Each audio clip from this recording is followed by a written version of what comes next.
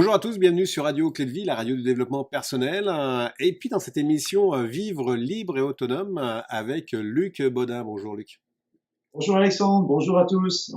Alors Luc, on a fait déjà pas mal d'émissions et puis là on va parler de la synchronicité. Ah, la synchronicité, ces choses qui nous arrivent et puis qu'on se dise mais c'est le hasard, hein. Ou alors mais qu'est-ce que c'est que ça, hein? Alors la Ouais. synchronicité, Luc, c'est quoi?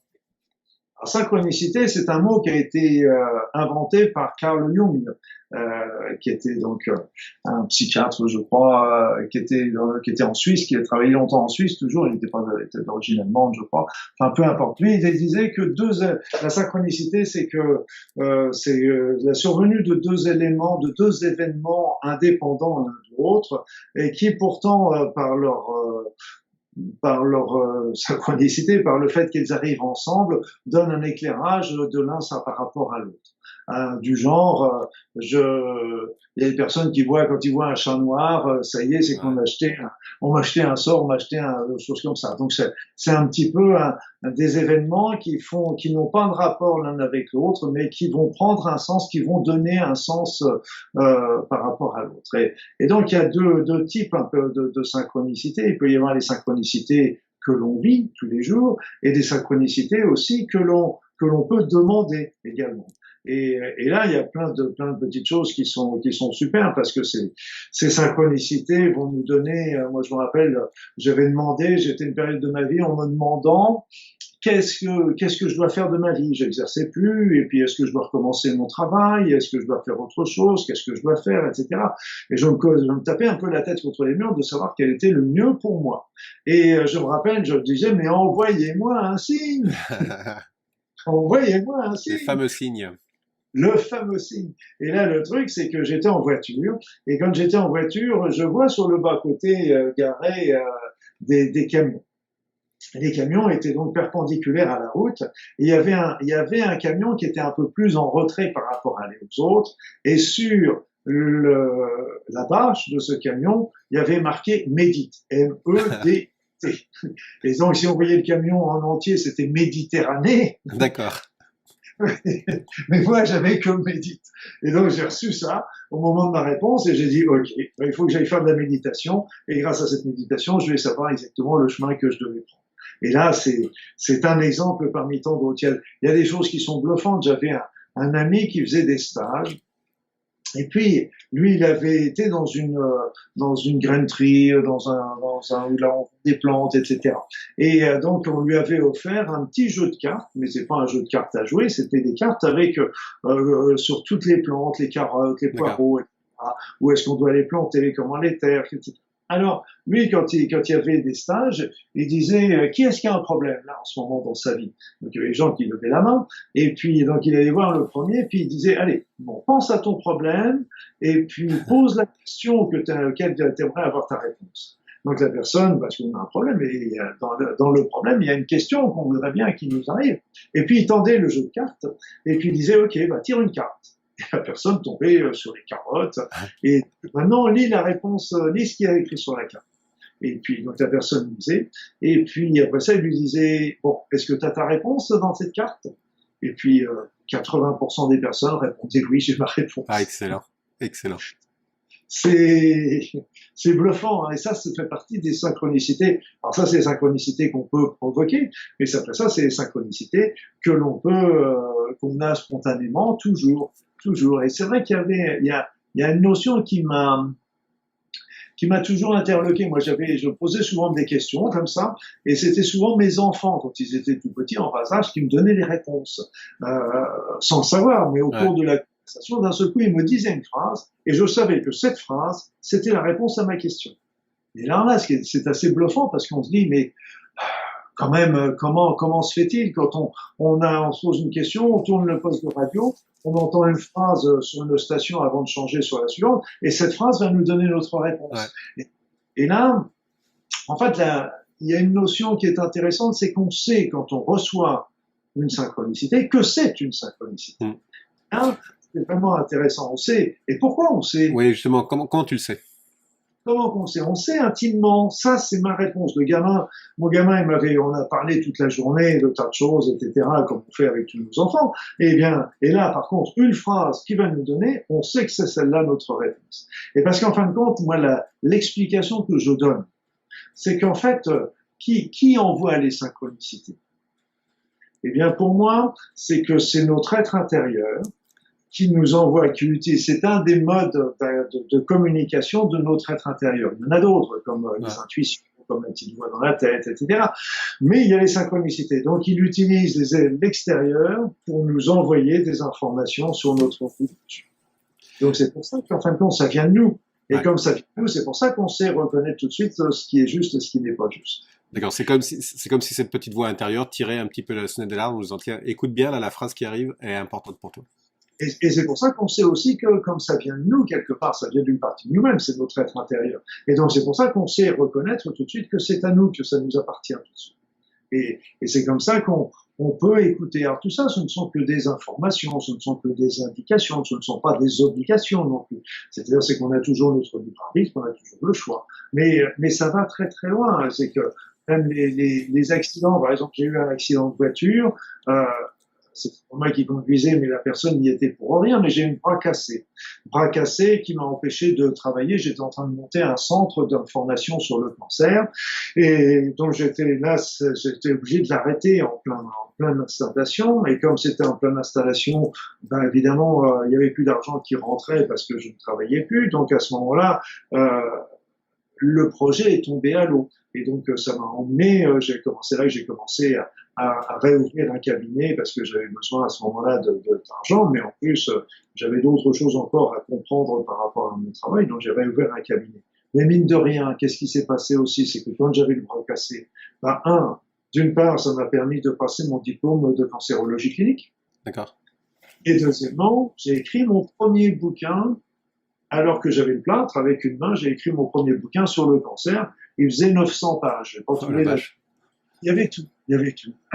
Tout était dedans, depuis la constitution, les traitements, les bilans, les traitements conventionnels, naturels, etc. Tout. Et donc, j'ai pas trouvé d'éditeur pour ça, mais bon, je l'ai un peu coupé un petit peu pour l'éditer par plusieurs choses. Mais ça n'empêche que ça m'a permis, ça m'a bloqué sur une évolution où j'aurais eu vraiment un gros échec. Je sais maintenant, ça aurait été un gros échec parce que je travaillais surtout sur les médecines naturelles et il n'y a pas assez de personnes qui sont intéressables pour pouvoir en vivre. Ouais. Et puis par contre, ça m'a emmené dans une autre direction et qui m'a permis de rouvrir un cabinet qui m'a fait comprendre encore un certain nombre de choses. J'avais encore besoin de comprendre ces choses-là avant de cesser complètement mes activités. Ça m'a permis de faire un DU de cancérologie qui m'a toujours passionné. Ça m'a permis d'écrire mon premier bouquin que j'aurais jamais eu le temps d'écrire autrement. Donc voilà, c'était à tout. Ouais, c'est intéressant et puis c'est une question d'ouverture d'esprit hein, parce que les synchronicités on les observe pas, on les voit pas forcément tant qu'on n'a pas un petit peu cette ouverture d'esprit qui est de dire bah voilà laisse faire les choses. Puis l'autre chose c'est qu'en effet quand ça arrive et puis que c'est flagrant, tu as aussi cette approche de dire mais non c'est n'importe quoi ou alors de rentrer dedans en disant bah tiens là c'est quelque chose qui est intéressant et je vais voir où est-ce que ça m'amène.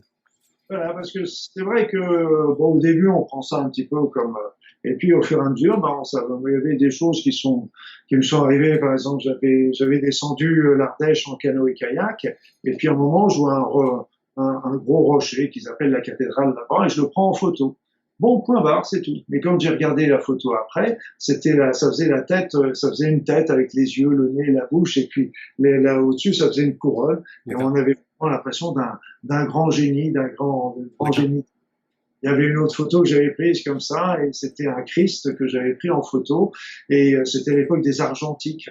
Et quand j'ai reçu le développement, il y avait une auréole autour de la tête. Il y en avait même deux sur le. Alors après ça, on peut se dire, oui, bon, allez, ça c'est un effet d'optique, etc. Ouais. Ok. D'un autre côté, moi j'ai pris ça, ça veut dire qu'il y a quelque chose à creuser par là.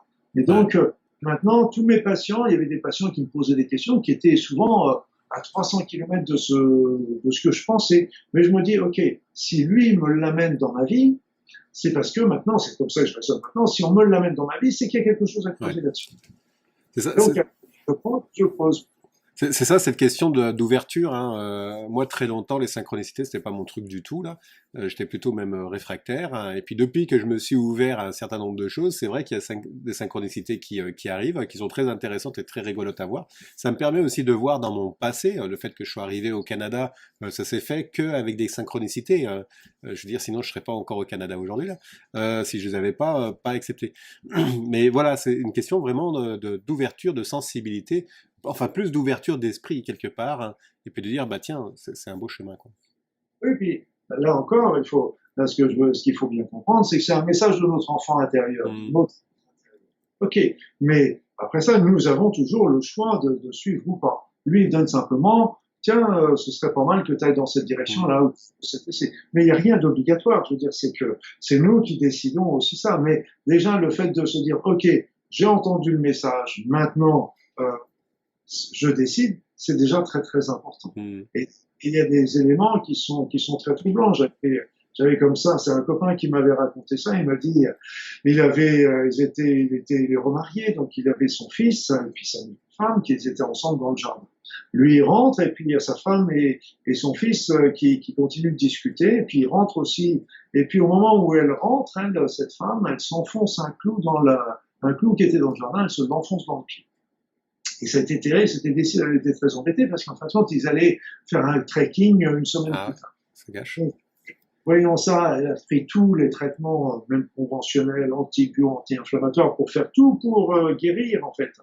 Et jusque, et puis, ça, de jour en jour, ça allait toujours pas, ça allait toujours pas, ça allait toujours pas. Et son mari, qui est très fin psychologue, il dit, mais dis donc, quand tu discutais avec Julien, là, dans le jardin, ça se passait bien, la conversation que tu avais avec lui. Et puis, elle répond, ah bah écoute, Julien était très insidieux, il posait pas mal de questions, et puis j'ai l'impression qu'il, c'est comme s'il pénétrait dans ma personnalité, dans moi. Et donc quand elle dit ça, elle se rend compte qu'en fin de compte, au même moment, elle avait reçu le clou qui lui avait D'accord. pénétré. Et donc elle a fait le rapport entre cette synchronicité, ça lui a permis de comprendre que bah, elle avait quelque chose à travailler par rapport à ses relations avec son beau-fils. Et donc, ce qu'elle a fait tout de suite, et 2 jours après, elle a pu faire son trekking. D'accord. Ah intéressant. Et Intéressant. c'est même les événements qui nous semblent complètement extérieurs, qui n'ont pas de rapport. Vous savez, de temps en temps, vous êtes en train de faire un truc, machin, puis vous entendez la sirène des pompiers, etc. Ah, bon, posez-vous la question, est-ce qu'il n'y a pas une urgence que j'ai oubliée? Ouais. Alors, faut pas tomber non plus Voilà, dans c'est le piège ça. de Parce que tout est félicité, parce que les pauvres pompiers vont pas arrêter autrement. voilà, parce que ça aussi, c'est l'impact inverse. Bon, quand tu es sensibilisé à ça, après tu peux tomber complètement dans l'excès inverse en disant n'importe quel signe est quelque chose. Là, tu t'en sors plus. Là.